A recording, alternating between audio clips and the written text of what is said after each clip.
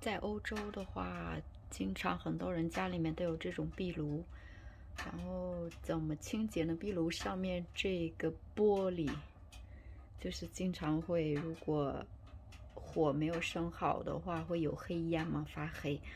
然后看一下怎么清理。我们有一个东西，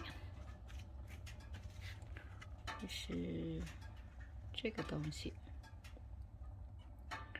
这个是在包 House 买的，然后里面呢，它里面是有这种海绵，然后一面是这种比较软和一点的，然后这一面是比较粗糙一点的。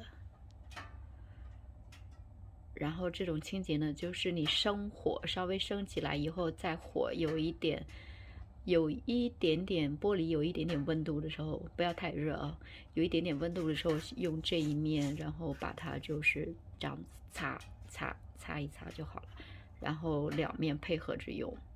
先用这一面把该清洁掉的清洁掉，然后再用这一面，就会很快的都清洁掉了。